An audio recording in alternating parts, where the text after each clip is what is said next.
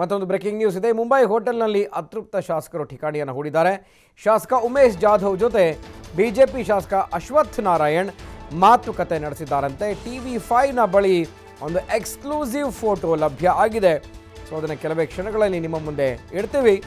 Operation ಕಮಲ ನಡೀತಾ ಇದೆ ಅನ್ನೋದಕ್ಕೆ ಇದು ಒಂದು ಸಾಕ್ಷಿ ಆಗ್ತಾ ಇದೆ. ಶಾಸಕ ಉಮೇಶ್ ಜಾಧವ್ ಈಗಾಗಲೇ ಚಿಂಚೋಳಿಯ ಜನತೆಗೆ ಟ್ವಿಟರ್ ಮುಖಾಂತರ ಶುಭಾಶಯ ಕೋರಿದ್ದಾರೆ. ಆದರೆ ಕ್ಷೇತ್ರದ ಜನತೆಗೆ ಸಿಕ್ಕಿಲ್ಲ. ಕಾಂಗ್ರೆಸ್ನ ನಾಯಕರು ಎಷ್ಟು ಹುಡುಕಿದ್ರು ಕೂಡ ಸಿಗ್ತಾ ಇಲ್ಲ. ಅವರ ಫೋನ್ ಸ್ವಿಚ್ ಆಫ್ ಆಗಿದೆ. ಈಗ TV5 ಬಳಿ ಒಂದು ಎಕ್ಸ್ಕ್ಲೂಸಿವ್ ಫೋಟೋ ಲಭ್ಯ ಆಗಿದೆ. ಆಪರೇಷನ್ ಕಮಲ ನಡೀತಾ ಇದೆ ಅನ್ನೋದಕ್ಕೆ ಇದೊಂದು ಸಾಕ್ಷಿ. ಯಾಕೆಂದರೆ ಬಿಜೆಪಿಯ ಶಾಸಕ ಅಶ್ವಥ್ ನಾರಾಯಣ್ ಜೊತೆ ಮಾತುಕತೆ ಆಡ್ತಾ ಇರುವಂತಹ ಒಂದು ಫೋಟೋ ಈಗ ವೈರಲ್ ಆಗಿದೆ.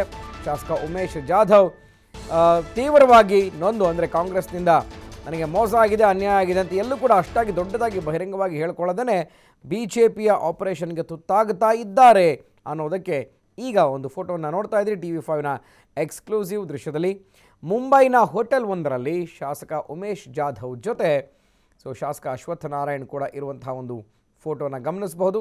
ಆಪರೇಷನ್ ಕಮಲ ನಡೀತಾ ಇದೆ ಅನ್ನೋದಕ್ಕೆ ಈ ಒಂದು ಫೋಟೋ ಸಾಕ್ಷಿ ಆಗುತ್ತೆ ಅನ್ನುವಂಥದ್ದನ್ನು ಮನಗಾಣಬಹುದು. TV5ನ ಎಕ್ಸ್ಕ್ಲೂಸಿವ್ ದೃಶ್ಯದಲ್ಲಿ ಒಂದು ಫೋಟೋವನ್ನು ನೋಡ್ತಾ ಇದ್ದೀರಿ. ಎಸ್, ಈ ಕುರಿತು ಮತ್ತಷ್ಟು ಮಾಹಿತಿಯನ್ನು ಪಡೆಯೋಣ. ನಮ್ಮ ಪೊಲಿಟಿಕಲ್ ಎಡಿಟರ್ ಗುರುಲಿಂಗಸ್ವಾಮಿ ದೂರವಾಣಿ ಸಂಪರ್ಕದಲ್ಲಿದ್ದಾರೆ.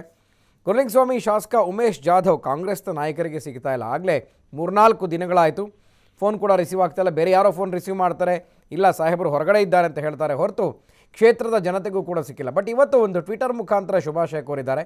ಈಗ ಒಂದು ಫೋಟೋ ವೈರಲ್ ಆಗಿದೆ. ಇದನ್ನು ಗಮನಿಸಿದ್ರೆ BJP ಶಾಸಕರ ಸಖ್ಯದ ಒಂದು ಚರ್ಚೆ ನಡೀತಾ ಇದೆ. ಆಪರೇಷನ್ BJPಗೆ ಅವರು ತುತ್ತಾಗಿದ್ದಾರೆ ಅನ್ನೋದು ಒಂದು ಅಂಶ ಬಹಿರಂಗವಾಗ್ತಾ ಇದೆ. ನಿಜಾನಾ ಅಂತ?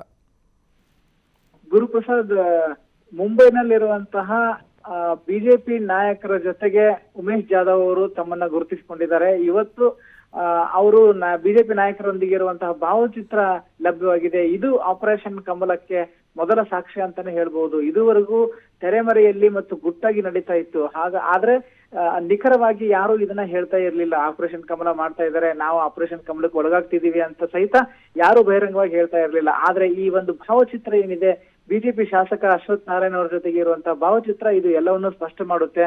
ಮುಂಬೈನಲ್ಲಿರುವಂತಹ ಒಂದು ಪಂಚತಾರಾ ಹೋಟೆಲ್ನಲ್ಲಿ ಈ ಭಾವಚಿತ್ರವನ್ನ ತೆಗೆಯಲಾಗಿದೆ. ಅಲ್ಲಿ ಒಳಗಡೆ ಇವರು ಮಾತುಕತೆಯನ್ನು ನಡೆಸಿರುವಂತಹ ಫೋಟೋ ಇದೆ. ಹಾಗಾಗಿ ಭಾರತೀಯ ಜನತಾ ಪಕ್ಷ ಆಪರೇಷನ್ ಕಮಲ ನಡೆಸ್ತಾ ಇದೆ ಅನ್ನೋದಕ್ಕೆ ಇದು ಸಾಕ್ಷಿ. ಮತ್ತೆ ಆಪರೇಷನ್ ಕಮಲಕ್ಕೆ ಕಾಂಗ್ರೆಸ್ಸಿನ ನಾಯಕರು ಒಳಗಾಗ್ತಾ ಇದ್ದಾರೆ ಅನ್ನುವಂಥದ್ದು ಸಹಿತ ಇದಕ್ಕೆ ಪುರಾವೆ ಆಗಿದೆ.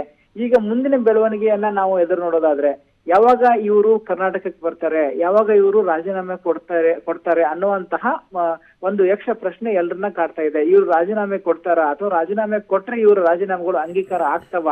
ಆಗದೇ ಇದ್ರೆ ರಾಜ್ಯದಲ್ಲಿ ಸಾಂವಿಧಾನಿಕ ಬಿಕ್ಕಟ್ಟು ಸೃಷ್ಟಿಯಾಗುತ್ತಾ? ಈ ಎಲ್ಲ ಅಂಶಗಳನ್ನ ಇಡೀ ರಾಜ್ಯ ರಾಜಕಾರಣ ಮತ್ತೆ ದೇಶದ ರಾಜಕಾರಣ ಎದುರು ನೋಡ್ತಾ ಇದೆ. ಹಾಗಾಗಿ BJP ನಡೆಸಿರುವಂತಹ ಆಪರೇಷನ್ ಕಮಲಕ್ಕೆ ಇದೊಂದು ಮೊದಲ ಪುರಾವೆ ಅಂತ ಹೇಳ್ಬೋದು ಗುರುಪ್ರಸಾದ್. ಓಕೆ, ಈಗ ಉಮೇಶ್ ಜಾಧವ್ ಕೂಡ ಸಾಕಷ್ಟು ಬೇಡಿಕೆ ಇಟ್ಟಿದ್ರು. ಏನು, ಯಾವಾಗ ಕ್ಯಾಬಿನೆಟ್ ರಿಷಫಲ್ ಆಗುತ್ತೆ, ನನಗೂ ಒಂದು ಚಾನ್ಸ್ ಕೊಡಿ, ಬಂಜಾರ ಸಮುದಾಯದಿಂದ ನಾನು ಡಾಕ್ಟರ್ ಆಗಿದ್ರು ಕೂಡ ಅದನ್ನು ಬಿಟ್ಟು ನಾನು ಇಲ್ಲಿಗೆ ಬಂದಿದ್ದೇನೆ ಅನ್ನುವಂಥ ಬೇಡಿಕೆಯನ್ನು ಇಟ್ಟಿದ್ರು. ಬಟ್ ಈಗ BJP ಯಾವ ಆಫರನ್ನು ಅವ್ರಿಗೆ ಕೊಟ್ಟಿದೆ, ಇದು ಪ್ರಮುಖವಾಗಿ ಚರ್ಚೆ ಆಗ್ತಾ ಇರೋಂಥ ವಿಷಯ. ಯಾಕೆಂದರೆ ಅಷ್ಟೊಂದು ನಂಬಿಕಸ್ಥವಾಗಿ ಕಾಂಗ್ರೆಸ್ನಲ್ಲಿ ಇದ್ಕೊಂಡು ಇದ್ದಕ್ಕಿದ್ದ ಹಾಗೆ ಬಿಟ್ಟು ಹೋಗ್ತಾರೆ ಅಂತಂದರೆ BJP ಯಾವುದಾದ್ರೂ ಒಂದು ದೊಡ್ಡ ಆಫರ್ ಮಾಡಿರಬೇಕು. ಏನಿದೆ ಅದರ ವಿಚಾರ ಅಂತ? ಗುರುಪ್ರಸಾದ್, ಇವರಿಗೆ ಮಂತ್ರಿ ಸ್ಥಾನ ಬೇಕಾಗಿದ್ದು, ಮಂತ್ರಿ ಸ್ಥಾನ ಕೊಡಬೇಕು ಅನ್ನೋದು ಇವರ ಪ್ರಬಲವಾದಂತಹ ಬೇಡಿಕೆ ಆಗಿತ್ತು. ಆದ್ರೆ ಕಾಂಗ್ರೆಸ್ ಪಕ್ಷ ಇವರನ್ನ ಮಂತ್ರಿಯನ್ನಾಗಿ ಮಾಡದೆ ನಿಗಮ ಮಂಡಳಿ ಅಧ್ಯಕ್ಷನಾಗಿ ಮಾಡಿರೋ ಹಿನ್ನೆಲೆಯಲ್ಲಿ ಈಗ ಉಮೇಶ್ ಜಾಧವ್ ಅವರು ತಮ್ಮ ಅತೃಪ್ತಿ ಏನಿತ್ತು ಅದನ್ನ ಅವರು ವ್ಯಕ್ತಪಡಿಸೋದಕ್ಕೆ ಮುಂದಾಗಿದ್ದಾರೆ. ಕೆಲ ದಿನಗಳ ಹಿಂದೆನೆ ಉಮೇಶ್ ಜಾಧವ್ ಅವರು ಒಂದು ಮಾತನ್ನು ಹೇಳಿದ್ರು, ನನ್ನ ಕ್ಷೇತ್ರದಲ್ಲಿ ನನ್ನ ಜನತೆ ನನ್ನ ಮಂತ್ರಿಯನ್ನಾಗಿ ನೋಡ್ಬೇಕು ಅನ್ಕೊಂಡಿದ್ದಾರೆ, ನಾನು ಮಂತ್ರಿ ಆಗ್ಬೇಕು, ಮಂತ್ರಿಯಾಗಿ ಕೆಲಸ ಮಾಡ್ಬೇಕು ಅನ್ನುವಂತಹ ಉದ್ದೇಶವನ್ನ ನನ್ನ ಬೆಂಬಲಿಗರು, ನನ್ನ ಕಾಂಗ್ರೆಸ್ ಪಕ್ಷದ ಮುಖಂಡರು, ನಾಯಕರು, ಕಾರ್ಯಕರ್ತರು ಬಯಸ್ತಾ ಇದ್ದಾರೆ ಅನ್ನುವಂತಹ ಮಾತನ್ನು ಹೇಳಿದ್ರು. ಹಾಗಾಗಿ ನಾನು ವಿರೋಧ ಪಕ್ಷ ನನ್ನನ್ನ ಸಂಪರ್ಕ ಮಾಡಿದೆ, ವಿರೋಧ ಪಕ್ಷಕ್ಕೆ ನಾನು ಏನ್ ಹೇಳ್ಬೇಕು ಹೇಳಿದ್ದೀನಿ ಅನ್ನುವಂತ ಮಾತನ್ನ ಅವರು ಹೇಳಿದ್ರು. ಹಾಗಾಗಿ ಅದಕ್ಕೆ ಪೂರಕವಾದ ಬೆಳವಣಿಗೆಗಳು ಈಗ ನಡೀತಿವೆ ಅಂತಾನೆ ನಾವು ನೋಡ್ಬೋದು. ಹಾಗಾಗಿ ಉಮೇಶ್ ಜಾಧವ್ ಅವರಿಗೆ ಖಂಡಿತವಾಗಿಯೂ ಭಾರತೀಯ ಜನತಾ ಪಕ್ಷ ಮಂತ್ರಿ ಸ್ಥಾನ ಕೊಟ್ಟೇ ಕೊಡ್ತಾರೆ. ಮಂತ್ರಿ ಸ್ಥಾನದವನ್ನ ಒಂದು ಭರವಸೆಯನ್ನ ಕೊಟ್ಟಿರೋ ಹಿನ್ನೆಲೆಯಲ್ಲಿ ಅವರು ರಾಜೀನಾಮೆ ಕೊಟ್ಟು ಮತ್ತೊಮ್ಮೆ ಚುನಾವಣೆ ಎದುರಿಸೋದಕ್ಕೆ ಸಜ್ಜಾಗಿರುವಂತಹ ಸಾಧ್ಯತೆಗಳು ಓಕೆ ಹೆಚ್ಚಾಗಿ ಗುರುಲಿಂಗಸ್ವಾಮಿ, ಈಗಾಗಲೇ ಬಳ್ಳಾರಿಯ ಕೆಲವು ಶಾಸಕರು ನಾಗೇಂದ್ರ ಆಗಿರಬಹುದು, ಭೀಮಾನಾಯ್ಕ ಆಗಿರ್ಬೋದು, ಅವರು ಕೂಡ ಮುಂಬೈನಲ್ಲಿ ಇದ್ದಾರೆ. ಸೊ ಉಮೇಶ್ ಜಾಧವ್ ಕೂಡ ಅವರ ಜೊತೆ ಇದ್ದಾರೆ ಅನ್ನುವಂತಹ ಮಾಹಿತಿ ಮತ್ತು ಊಹೆಗಳು ಜಾಸ್ತಿ ಆಗ್ತಾ ಇದ್ದಾವೆ. ಸೊ ಎಲ್ಲ ಅಂದರೆ 3-4 ಜನ ಕಾಂಗ್ರೆಸ್ನ ಶಾಸಕರು ಒಟ್ಟಾಗಿದ್ದಾರೆ. ಇದು ಕಾಂಗ್ರೆಸ್ಗೂ ಕೂಡ ಗೊತ್ತಿದೆ, ಬಟ್ ಕಾಂಗ್ರೆಸ್ನ ರೀಚ್ಗೆ ಯಾರೂ ಸಿಗ್ತಾ ಇಲ್ಲ. ಸೊ ಹೀಗಿದ್ದಾಗ ಒಂದು ರೀತಿ ಕಾದು ನೋಡುವಂಥ ತಂತ್ರನ, ಅಥವಾ ನಾವು ಒಂದು ಸ್ವಲ್ಪ ದಿನ ಹೊರಗಡೆ ಇದ್ದು ಯಾರ ಸಂಪರ್ಕಕ್ಕೆ ಸಿಗದೆ ಹೇಳಿದ್ರೆ ಮತ್ತೇನಾದರೂ ನಮ್ಮನ್ನು ಓಲೈಸಿ ಕರೀತಾರ ಅನ್ನುವಂತಹ ಭ್ರಮೆಯಲ್ಲಿ ಏನಾದರೂ ಇದ್ದಾರಾ ಅಂತ? ಗುರುಪ್ರಸಾದ್, ರಾಜ್ಯದಲ್ಲಿ ಎಲ್ಲ ಮಂತ್ರಿ ಹುದ್ದೆಗಳನ್ನ ಈಗಾಗಲೇ ಭರ್ತಿ ಮಾಡಿದ್ದಾರೆ. ಈಗ ಒಬ್ಬರನ್ನ ಮಂತ್ರಿ ಮಂಡಲದಲ್ಲಿ ಸೇರಿಸ್ಕೊಳ್ಬೇಕು ಅಂತಂದ್ರೆ ಒಬ್ರು ರಾಜೀನಾಮೆ ಕೊಟ್ಟಾಗ ಮಾತ್ರ ಒಂದು ಸ್ಥಾನ ಖಾಲಿ ಆಗುತ್ತೆ. ಆ ಸ್ಥಾನಕ್ಕೆ ಉಮೇಶ್ ಜಾಧವ್ ಅವರನ್ನ ಅಥವಾ ಅತೃಪ್ತಿ ವ್ಯಕ್ತಪಡಿಸಿದಂತಹ ಶಾಸಕರನ್ನ ಮಂತ್ರಿಯನ್ನಾಗಿ ಮಾಡಬೇಕು. ಅಂತ ಪರಿಸ್ಥಿತಿ ರಾಜ್ಯದಲ್ಲಿ ಇದುವರೆಗೂ ಉದ್ಭವ ಆಗಿಲ್ಲ. ನಿನ್ನೆ ಕಾಂಗ್ರೆಸ್ ಪಕ್ಷದ ಮುಖಂಡರಾದಂತಹ ಡಾಕ್ಟರ್ ಜಿ ಪರಮೇಶ್ವರ್ ಅವರು ಕರೆದಂತ ಸಭೆಯಲ್ಲಿ ಹಲವು ಸಚಿವರು ಏನಂದ್ರು ಅಂದ್ರೆ ಸರ್ಕಾರನ ಉಳಿಸ್ಕೊಳ್ಳೋದಕ್ಕೆ ನಾವು ಮಂತ್ರಿ ಸ್ಥಾನ ಬಿಟ್ಕೊಡೋಣ ಅನ್ನುವಂತ ಅಂತ ಮುಂದೆ ಬಂದ್ರು ಅನ್ನುವಂತ ಮಾಹಿತಿ ಕೂಡ ಲಭ್ಯವಾಗಿದೆ. ಆದ್ರೆ ಯಾರ್ಯಾರು ಮಂತ್ರಿ ಸ್ಥಾನಕ್ಕೆ ರಾಜೀನಾಮೆ ಕೊಡ್ತಾರೆ ಅನ್ನೋದು ಒಂದು ಪ್ರಶ್ನೆ.